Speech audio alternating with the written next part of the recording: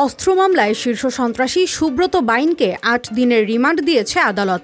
এছাড়া তার অন্য ৩ সহযোগী মোল্লা মাসুদ, শরীফ ও নাসিরকে ৬ দিন করে রিমান্ড দেওয়া হয়েছে। বুধবার ঢাকার সিএমএম আদালতে তাদের হাজির করে আদেশ দেন বিচারক।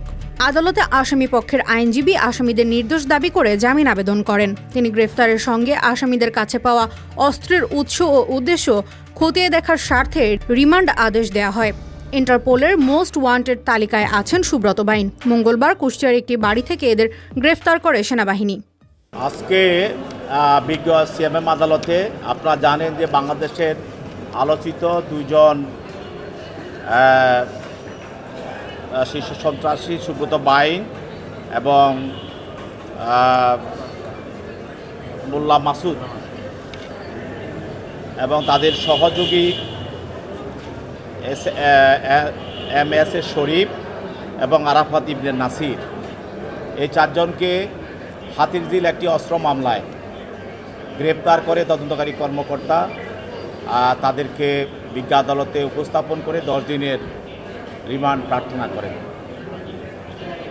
এবং রিমান্ড প্রার্থনা করে তদন্তকারী কর্মকর্তা আদালতে বলেন যে আসামিরা বিভিন্ন ধরনের সন্ত্রাসী কর্মকাণ্ডের সঙ্গে জড়িত এবং তারা তাদের সরকারের যে তালিকাভুক্ত সন্ত্রাসী যে তালিকা আছে সেই তালিকা তারা অন্তর্ভুক্ত এবং তারা বিভিন্ন ধরনের দেশের অস্থিতিশীল কর্মকাণ্ডের সঙ্গে তারা জড়িত। এই আসামিদেরকে বিভিন্ন সময়ে তারা আরও অন্যান্য মামলায়ও তারা গ্রেপ্তার হয়েছিল এবং তাদেরকে বিভিন্ন মামলায় তারা আসামি আছে। এই আসামিরা তাদেরকে গ্রেপ্তার করার পরে তাদেরকে বাংলাদেশ সেনাবাহিনী এই আসামিদেরকে অভিযান চালিয়ে গ্রেপ্তার করে এবং তাদের কাছে বিভিন্ন ধরনের দেশি বিদেশি অস্ত্র পাওয়া যায়। তার মধ্যে সুব্রত বাইন, তার কাছে 2টি বিদেশি পিস্তল এবং 4টি ম্যাগজিন এবং গুলি এবং একটা স্যাটেলাইট ফোন এবং একটা রাউটার। আর 2 নম্বর আসামি মোল্লা মাসুদ, তার কাছে বিদেশি পিস্তল এবং 2টি ম্যাগজিন এবং গুলি এবং একটি পকেট রাউটার।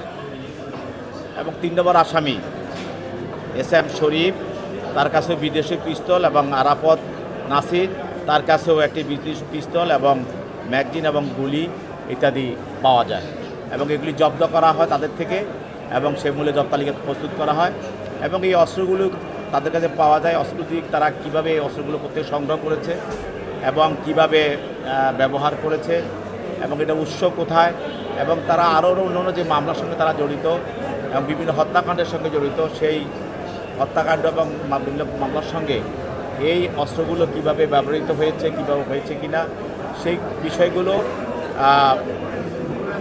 জিজ্ঞাসাবাদ করার জন্য তদন্তকারী কর্মকর্তা রিমান্ডে তার দরখাস্তে উল্লেখ করেন।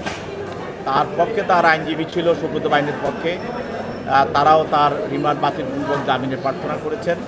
উভয় পক্ষের বক্তব্য শোনার পর বিজ্ঞ আদালত সুব্রত বাইনকে 8 দিনের রিমান্ড মঞ্জুর করেন এবং মোল্লা মাসুদ সহ বাকি 2 জনকে 6 দিনের রিমান্ড মঞ্জুর করে তাদেরকে জিজ্ঞাসাবাদ করার জন্য তদন্তকারী কর্মকর্তার হেফাজতে প্রদান করেন।